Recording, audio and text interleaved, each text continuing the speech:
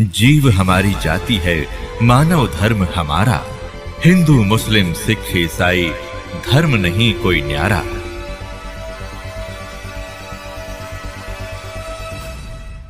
नमस्कार सर। नमस्ते सर, क्या नाम है आपका? रामकिशोर जी। रामकिशोर जी, आप कहाँ से हैं? गांव नगौला, तहसील खैर, जिला अलीगढ़, यूपी से। रामकिशोर जी, संत रामपाल जी महाराज से नाम दीक्षा आपने कब ली? 2011 16 दिसंबर। सर, संत रामपाल जी महाराज से नाम दीक्षा लेने से पहले क्या आप कुछ भक्ति साधनाएं भी करते थे? पहले तो वही देवी देवता पूजते थे, सब घर के उन्हीं को हम पूजते थे, व्रत भी रखते थे।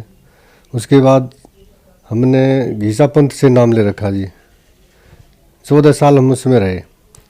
उसमें सारे नशा बेकार सब करते थे और रात को सत्संग भी करते थे, कबीर साहब की वाणी भी बोलते थे और वो नशा भी सारे करते।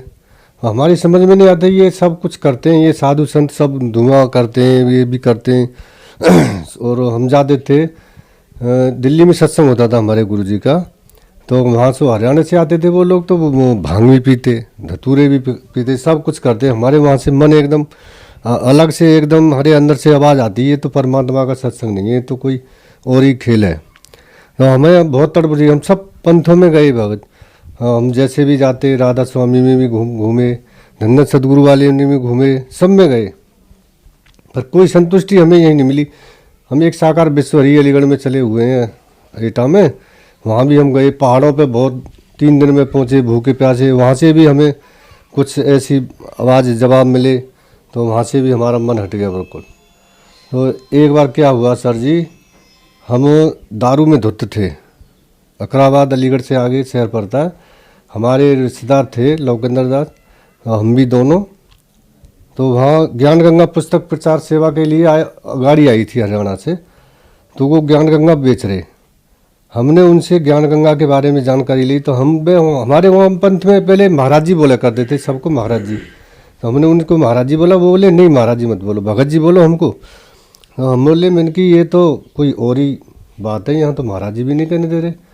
फिर वो ने ज्ञान गंगा दिखाई, हमने वो ज्ञान गंगा देखी, उसमें थोड़ी सी चीज़ हमारे रिश्तेदार ने पढ़ के देखी, और नशा में धुते थे। बोतल हमारे आधी पी रखी थी, आधी हमारे उसमें रखी थैले में।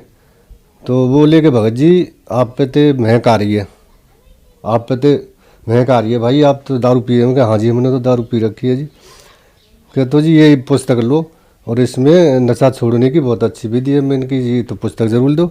तो उन्होंने 10-10 रुपये की पुस्तक हमने 4 ली।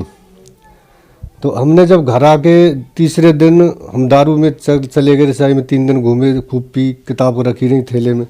3 दिन के बाद हमने घर आके देखा, तो पहले हम सत्संग में सर जी ये सुनते थे, एक शब्द था कि तुम चल जइयो गुरु जी की हाट, सौदा महंगा है भाई। तो हमने कही ये सौदा महंगा कौन सा है, ये समझ में नहीं आता। फिर कहते थे, आगे एक कड़ी में आता था कि एक कर सौदा घर को चले, फिर रोका दरबारी। अब कहते थे हम, ये दरबारी कौन है, अब रोकने वाला कौन है? तो उसमें जब हमने ज्ञान गंगा पढ़ी, तो हमारे सब पढ़ते जा रहे, हम तो इतने नहीं पढ़े थे, तो वो पढ़ रहे, तो वो बोल रहे उसमें कि ये ब्रह्मा विष्णु महेश, ये तीनों जो ना, ये काल यहाँ के जो प्रधान है, ये यहाँ से हमको जाने नहीं देते। हम सत्यलोक से आए और हमें सत्यलोक की रास्ता में ये रुकावट लाते हैं। तो हमारे एकदम दिमाग पर अटैक, भैया ये शब्द जो हम रात दिन बोलते थे, तो ये वही शब्द है जो रास्ता रोकता है हमारी आगे जाने के लिए, ये वही ब्रह्मा विष्णु महेश है। फिर पढ़ते गए पढ़ते, उसमें फिर एक और जगह ऐसा आया कि ये ब्रह्मा विष्णु महेश जो ना, ये अजर अमर नहीं है, इनकी भी जन्म और मृत्यु होती है। तो फिर और ज़्यादा हमारे अटैक एकदम दिमाग पे हुई। तो हमने सोची ये तो भाई ज्ञान कहीं और ही है, तो इसका तो ज्ञान और गहराई में घुसना चाहिए। हमने तो गहराई में चलते चले गए और पढ़ते चले गए। तो उसमें हमारे को एक शब्द था गुरु जी का, करने ना दीदार, उसमें अंश था थोड़ा सा, तो वो पूरा शब्द बोलते थे घीसा पंथ में ये शब्द। पर हम इसके बारे में पूछते तो कि ये अर्थ बताओ, तो अर्थ कोई हमें संतुष्टि से नहीं बताते, उल्टा सीधा बता देते, यही तो है, पूरा सत्संग इसी में है, ये कबीर साहब के शब्द में ही पूरा सत्संग है। हम कहते ये पूरा सत्संग तो है, पर इसमें कह रहे हैं कि ये जो एक जगह आता है उसमें ये झूठी माया काल पसारी, ये ऐसी करके होता है उसमें। तो मैंने कि झूठी ये सब माया फिर क्यों बता रहे हैं इसमें? तो ये तो सच्ची, अब कह रहे हैं कि सच्चा इसमें ज्ञान है, और ये झूठी कह रही है ये। तो फिर वो हमारे जो गुरुजी जो आते थे दिल्ली से, वो कहते आप अभी अनाड़ी हो, अभी नहीं जानोगे इसमें। तो हमको सर जी वो ज्ञान बिल्कुल समझ में नहीं आया। फिर ज्ञान गंगा पढ़ने के बाद हमें अंदर के पट खुल गए। तो सबसे पहले ही नंबर हमसे बोले कि आप यहाँ नाम लेने आए हो? कि हाँ जी, मैंने कि नाम लेना है, और तत्वदर्शी संत रामपाल जी महाराज जी से। तो आप बोले कि पहले आप लेटरिन बाथरूम जाइए। आप लेटरिन बाथरूम नहीं करी होगी आपने, तो जल्दी आ गए। तो हम लेटरिन बाथरूम में गए, हमने अंदर जाके देखी है वो, उसमें तो इतनी सफाई, वो इतनी सफाई तो जीवन में कहीं नहीं देखी है मैंने इतने सुंदर लेटरिन बाथरूम जितने, और अंदर इतनी सफाई। तो हमने जाते ही लेटरिन बाथरूम में हम नहा धो के जब आए, तो बाहर आके ने फार्म भरे हमारे, फिर उसमें कुछ नियम बताए। ये बोले कि आपको नशा वशा, ये दारू वारू, ये मांस वगैरह ये कुछ नहीं खाना। मैंने कि ये तो बहुत अच्छी बात बता रहे। तो हमने वहाँ से फार्म भरवा। फार्म भरते समय थोड़ी मन में भारापन आया वैसे, पर मालिक ने दया करी, संत रामपाल जी महाराज की दया से फिर नाम ले लिया हमने। सर, संत रामपाल जी महाराज से नाम दीक्षा लेने के बाद आपको क्या लाभ प्राप्त हुए? सर जी लाभ तो बहुत हुए, गिनाए तो बहुत समय लग जाएगा, इतने लाभ हुए, पल पल पे लाभ होते मालिक के। हम जन्म से ही बीमार हुए, जन्म से ही हमारी छोटी सी आयु थी, हमारी मम्मी बताती है तेरी मृत्यु हो गई, तू 24 घंटे तक मेरे तब पड़ा रहा, डॉक्टरों ने भी मना कर दिया। तो मैं जब उस समय छोटा 5 साल की आयु में, तो मैंने कबीर पनवेश्वर को काले कपड़ों में और घुटनों तक के वो पजामा में मैंने दर्शन किए मालिक के। तो मालिक ने मुझे कही कि आप तू जा नीचे, और तेरी आयु अभी बहुत मैं दे रहा हूँ अपने वास्ते, तू अभी और जिएगा। तो मैं भगत जी सर जी मैं क्या बताऊँ, उस समय मेरी उम्र तो कम थी, पर वो कबीर साहब का चेहरा मेरे आंखों पे उस दिन से ऐसे जड़ गया। मैं सोचता था कि कोई न कोई तो होगा जो इस फोटो के संत होगा। तो मैं जैसे ही सादरा दिल्ली जब नाम लेने गए, तो काले कपड़ों में वो फोटो लगा हुआ था माँ कबीर पनवेश्वर का। मैं देख के मेरे आंखों से आंसू आ गए। मैं बहुत मुँह पे कपड़ा रख के रोता रहा। मैंने कि ये परमात्मा, ये तो वही संत हैं जिन्होंने मुझे जीवित किया था। तो मैंने, पर ये वो जो नाम दे रहे थे घीसा पंथ वाले, वो नाम नहीं थे सही बात ये यहाँ। तो जब मेरे शरीर से ऐसे एकदम ऊर्जा सी निकली कि ये वही संत हैं जिन्होंने मैं जीवित किया। वो वहाँ 14 साल हमने भक्ति कर, मेरे को कोई ना लाभ हुआ, ना शरीर में कोई शांति हुई, ना घर में पैसे की कोई वृद्धि हुई। आज जब से तत्वदर्शी संत रामपाल जी की महाराज की शरण में गए, आज मालिक ने रहने की झोंपड़ी भी ऐसी बना दी जो आज किसी अच्छे नौकरी वाले की भी होगी। घर में सारी सुविधा जैसे किसी नौकरी वाले के में नहीं होंगी, वो सारी सुविधा दे दी। एक साइकिल के लिए मैंने इतने प्रयत्न किए, मैंने एक दूसरे से हाथ जोड़ने के रिक्वेस्ट करी, भाई मेरे को साइकिल दिलवा दो, मैं पैदल नहीं जा पाता हूँ। तो उसने मुझे फटकार भी लगा दी। मेरे रिश्तेदार भी मुझसे मुँह मोड़ देते कि कहते थे ये तो पैसे के लिए आया होगा, इसके पास पैसे नहीं है इसलिए जब आया होगा। नहीं कोई मेरे को सीधे मुँह बात नहीं करता था। और जब मैं दारू पीता था सब मेरे को अच्छा कहते थे। और जब मैंने पूर्ण परमात्मा संत रामपाल जी महाराज से नाम लिया तो आज मुझे पागल कहते हैं। और जब मुझे सही कहते थे जब मैं पागल था। आज मालिक ने ये शरीर में इतने रोग, क्या बताऊं सर जी, मेरे शरीर में 4 महीने में 4 पाई पर रहता था। 1 साल में 4 महीने 4 पाई के, एक पैसा का काम नहीं, जितना कमाता वो सारा उसी में जाता। आज मालिक ने शरीर भी बिल्कुल निरोगल बना दिया, परमात्मा सत्यदर्शी संत रामपाल जी महाराज ने। और सब कुछ घर में सब चीज़ की मौज कर दी मालिक ने, सब कुछ दे दिया। और क्या बताऊं इस मालिक के, कहाँ तक गुण गाऊं, गुण सारी रात गाऊंगा सर जी, आप थक जाओगे मैं बताते बताते। इतने परमात्मा ने मेरे को सुख दिए। देखिए सर जी, जब ज्ञान गंगा हमको मिली थी, जब भी नशा में धुत थे, मैं इतना शराबी था कि मेरे परिवार वाले, मेरे गांव वाले सब भी गवाह हैं कि मैं एक बार अपनी बहन के यहाँ शराब पी, मैंने इतनी, मैं 2 मंजिल से शराब पी के कूद गया नीचे। मैं जानता हूँ मेरे बराबर ये पृथ्वी पर कोई नीच नहीं होगा, इतना गिरा हुआ इंसान नहीं होगा जितना मैं हूँ। मैंने सारे नशा किए, और जो भी मांस थे मैंने सब मांसों के, मैं पहले शुरू में बिल्कुल मांस नहीं खाता था। फिर मेरे को डॉक्टरों ने टीबी घोषित कर दी, तो मेरे परिवार वालों ने ज़बरदस्ती मुझे मांस खाना सिखा दिया। डॉक्टर ने बोले ये से मांस खिलाओ, मछली खिलाओ, वो खिलाओ, ये जब बचेगा, नहीं तो बचेगा नहीं। 3 बार मेरे को टीबी घोषित कर दी, 3 बार डॉक्टर ने कह दिया तू बचेगा नहीं। फिर भी परमात्मा ने वहाँ भी मेरी रक्षा करी, पर ये काल भगवान ने यहाँ ऐसे मेरे कर्म बिगड़वा दिए। मैं पहले इतना नशा नहीं करता था, मैं नाम घीसा पंथ में जाने के बाद भी मेरे को अंदर ज़्यादा और नशा घुस गए और एमाल घुस गए। मेरे सारे कर्म बेड़वादी से तत्वदर्शी संत रामपाल जी महाराज ने आज मेरे पर इतनी दया करी है, मेरे ऊपर इतनी दया करी है, इतनी दया करी है कि मैं सवेरे कुल्ला करता था सर जी, मैं दारू से कुल्ला करता था और घर वालों को पता भी नहीं चलती थी, और सवेरे रात को पी के आता था। सब घर वाले मेरे 3-3 दिन में गायब रहता था मैं शराब के नशे में। मेरे घर वाले, मेरे पिताजी इसी चिंता में ख़त्म हो गए।